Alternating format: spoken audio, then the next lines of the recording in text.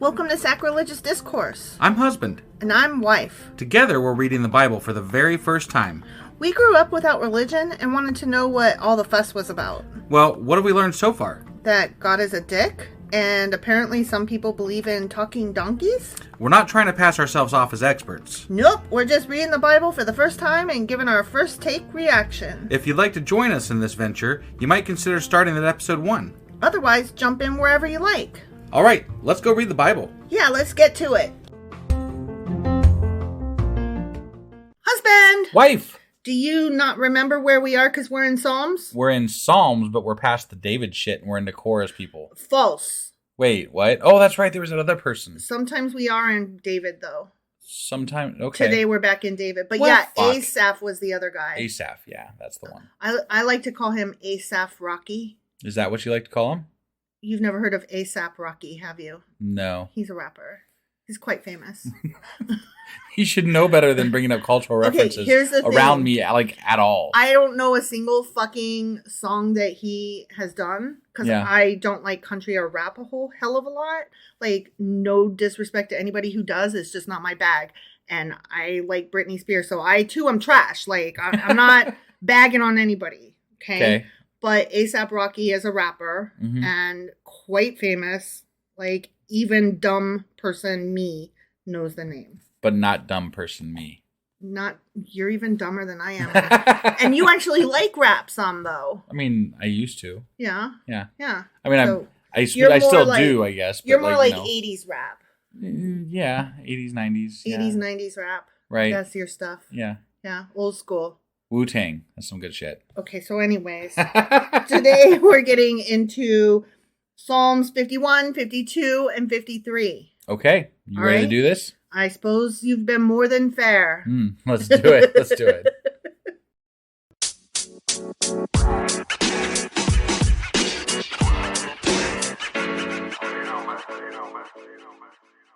Okay, so we are back and we're going to read Psalm 51 now. Okay. Are you ready for this? I'm so ready for this. I'm the readiest I've ever been readied. I don't believe you, but I'm going to read anyway. I'm readies, even. Readies. Yeah.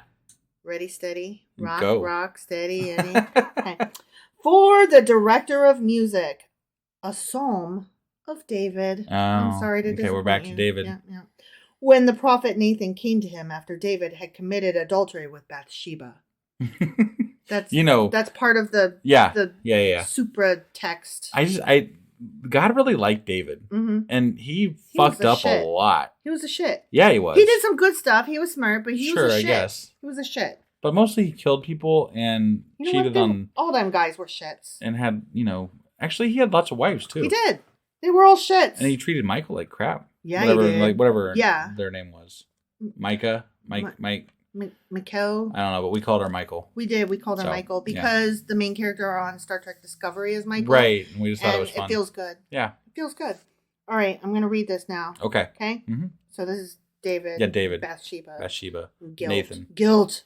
Okay? Yeah. Have mercy on me, O God, according to your unfailing love, according to your great compassion. Blot out my transgressions. Wash away all my iniquity and cleanse me from my sin. Calgon, take me away. Wait. Hold on. This is after he fucked Bathsheba, right? Yeah, and got her preggers and... But is this after he plotted to have her husband killed? Probably, yeah. I mean, because it was a long process. Like, at what point did he actually feel this guilt? Later. Okay. All right. You totally blew over my Calgon, take me away. Yeah, I'm sorry. That was pretty good, though, yeah. I mean, if they get the reference. Fuck off. I just found out that 2 of the people that interact with us on Discord, which is where you should be. Yeah. They also don't know my Star Wars references. Yep.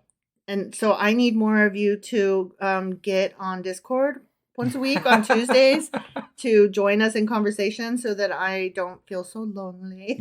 Yeah. In all my Star Wars dorkiness. Right. Okay. Anyways, continuing. Yes.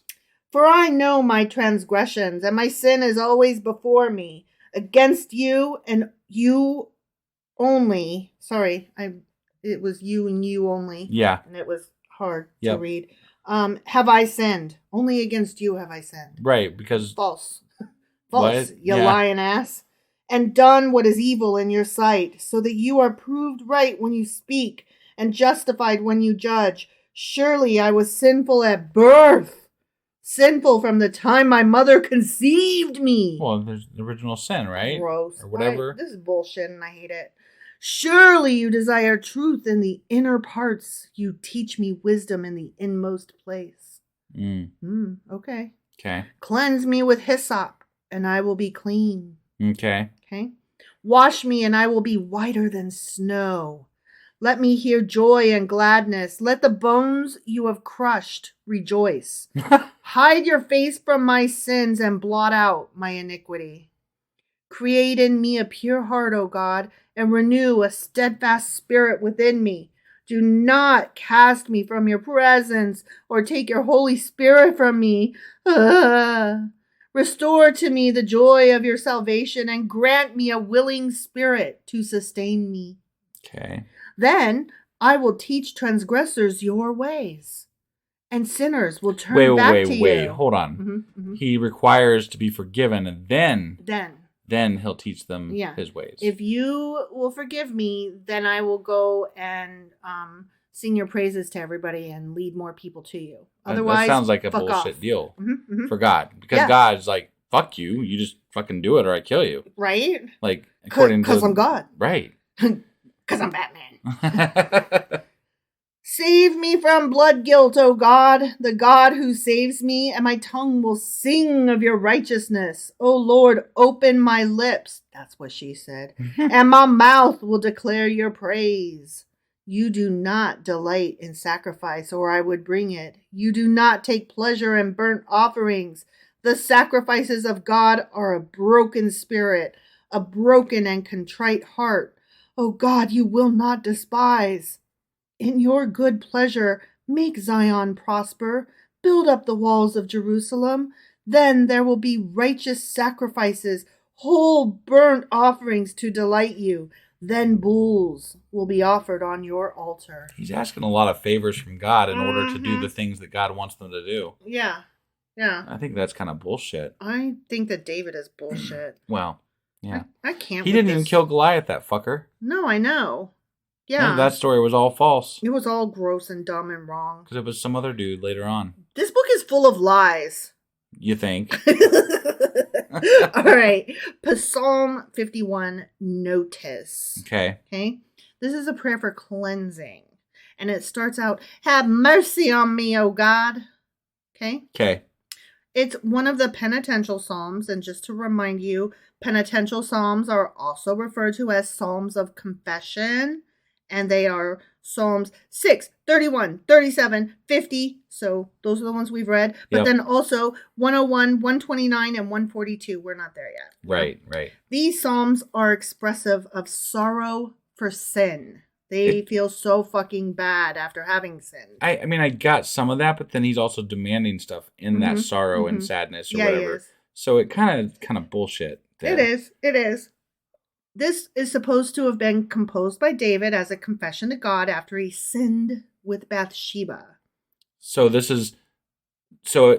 again, time frames matter here because after he sinned with Bathsheba, he then also later plotted to have her husband killed. Yeah. So, I mean, at what point in that time frame did you feel bad and confess this? Because if it was right afterwards, then you shouldn't have done the rest of the shit. Yeah.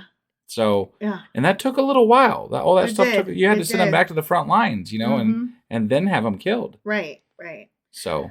But even having said all that, David's confession is regarded as a model for repentance in both Judaism and Christianity.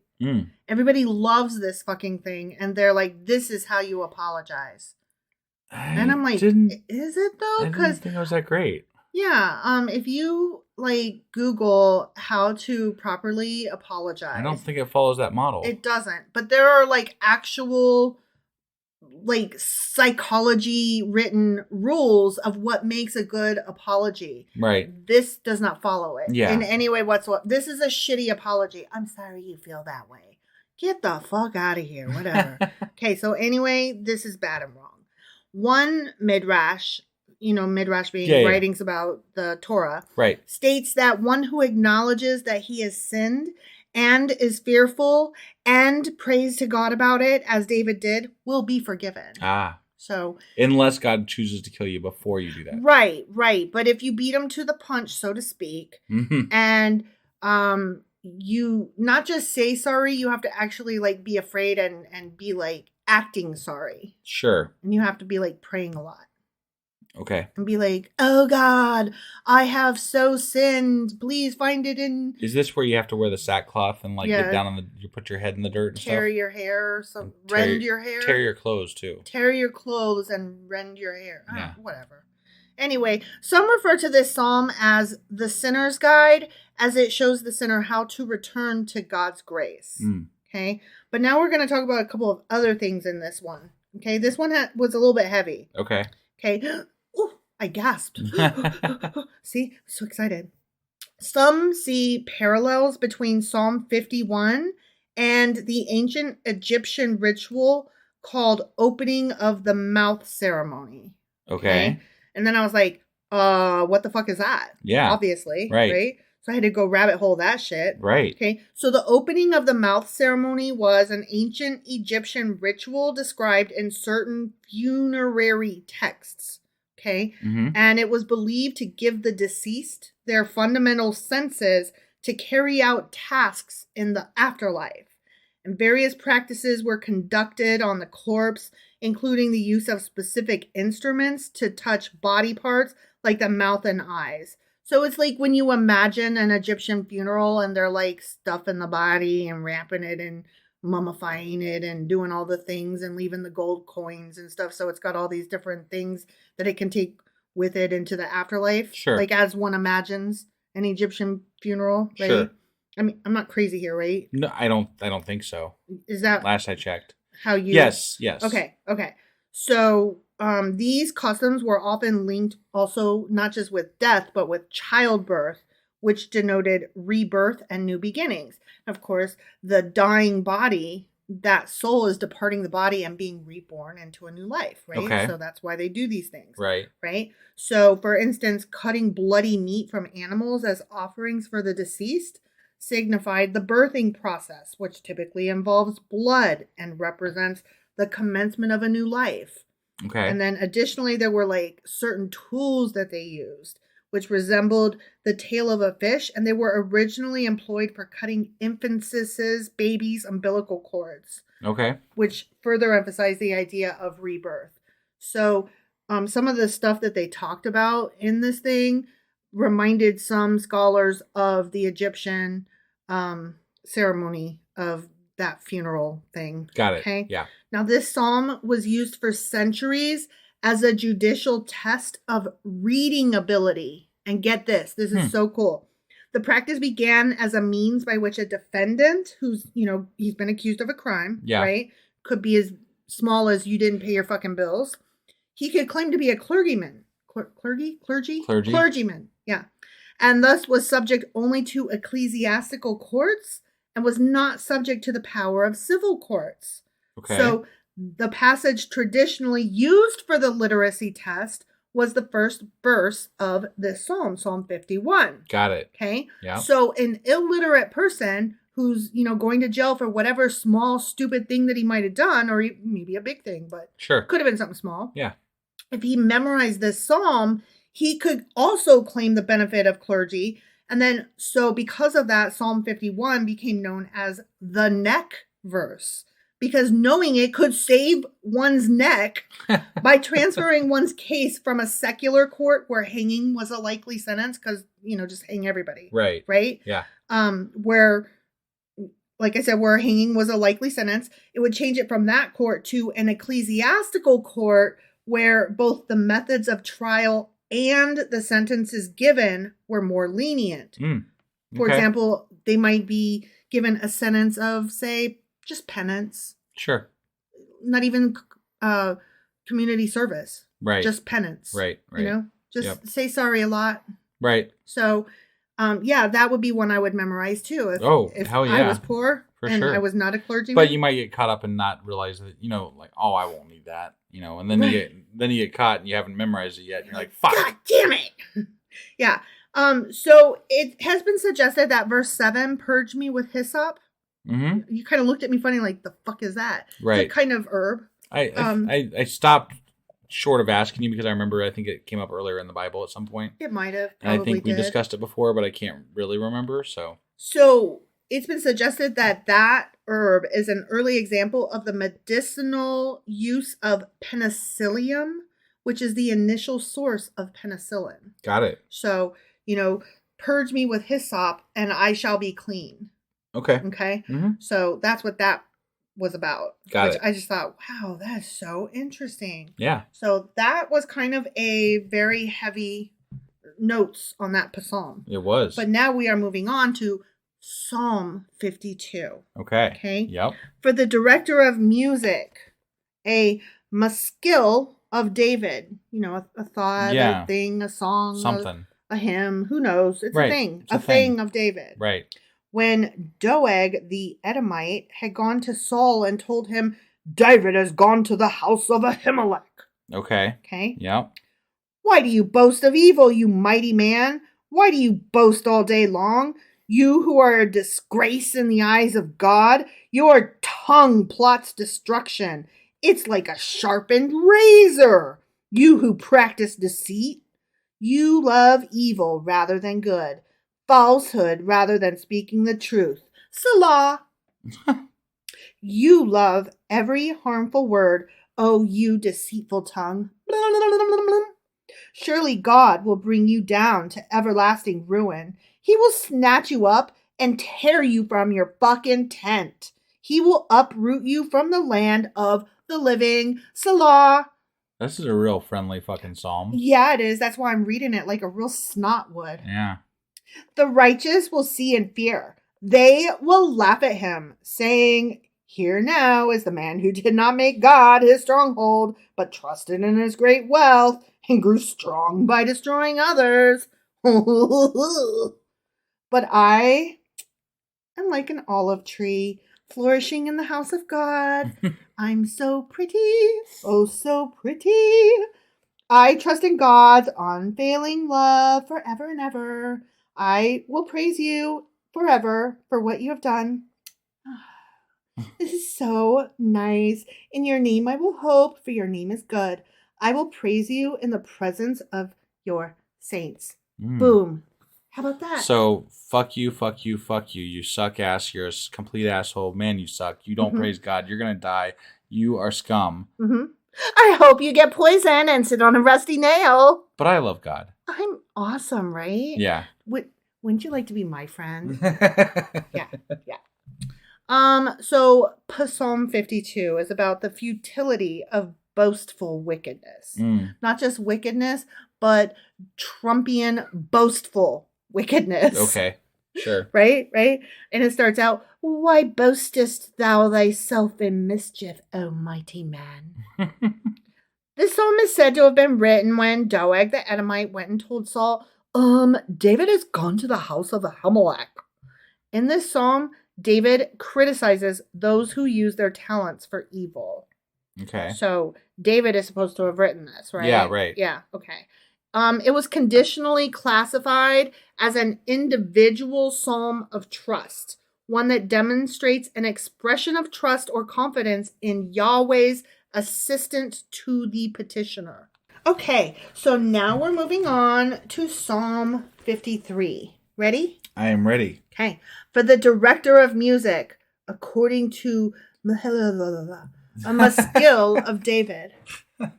There's a lot of H's and L. There's a lot of A's. A lot of A's. It's. Can I see it? I'm just curious. Whoa. Mahalath. Okay. It's a maskil of David. Okay. You don't know. Okay. Yeah. Okay.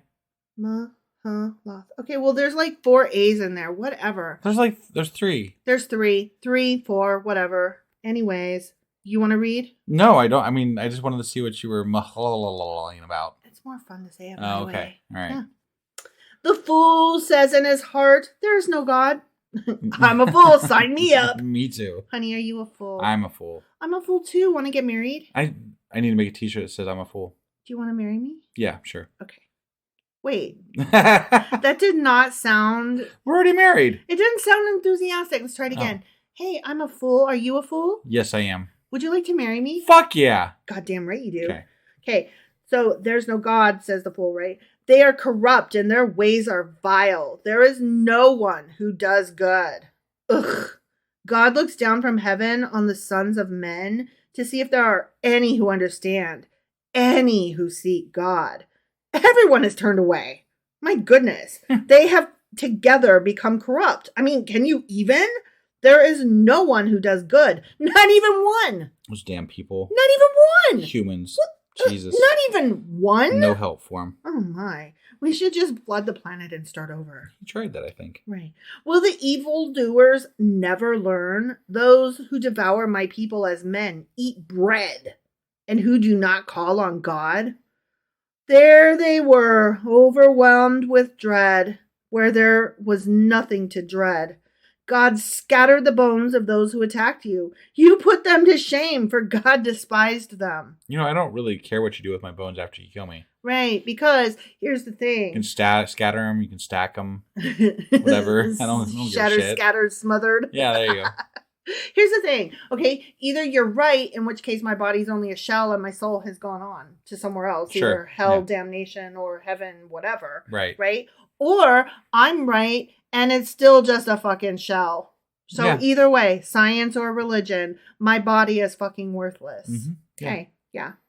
Oh, that salvation for Israel would come out of Zion.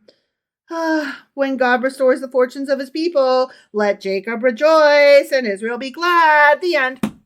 Okay. That's my favorite stuff. Okay. So here are my notes on Psalm 53. Okay. The folly and wickedness of men. Okay. Yeah. It starts out, the fool hath said in his heart, there is no God. There is no God. There is no God. I don't even say it in my heart. I say it out loud. I say it in my heart, in my brain. I say it in my toes. I say it on Twitter. I say it also on Twitter. No, I don't, because I don't get on Twitter. I say it on Discord. If y'all join us there, you'd see. Right? Get on Discord, motherfuckers. Okay, anyway, this Psalm number 53 is nearly identical to Psalm 14. It's a lament to the destruction of the first temple. 14 was. Okay. But that's because 14 uses the covenant name of God, Yaweh, with all the missing letters. Yeah. Typical of the Psalms in Book 1 of Psalms. Book 1. Okay. Right? Yep. Okay. Modern interpreters classify this psalm as a lament to the destruction of the second temple. Okay. And this psalm, Psalm 53, uses Elohim, which is typical of the Psalms in Book 2. Which is where we are, which is Psalms 42 through 72. Okay. Yeah. Another difference between these two Psalms is that there is a reference to a refuge for the poor in Psalm 14, so earlier on. Mm-hmm. But that little line is missing from Psalm 53. Got it. What's really funny is that somewhere in the New Testament, and I forgot to care, so I didn't write the note down. Right. Somebody quotes, like one of those Matthew, Mark, Luke, John, Peter, Paul and Mary kind of guys, like one of them people, quotes either 14 or 53, and because they're fucking identical-ish, we don't know which one they're quoting. Oh, yeah. Yeah. So nifty. Like, way to cite your source, dudes. Right. So that is the end of those three Psalms and my notes on them. Okay. Sounds good. Okay. So that's all we got for tonight. And let's see. We will be back tomorrow with Psalms 54, 55, and 56. All right. We'll see you guys then. Yep. Bye.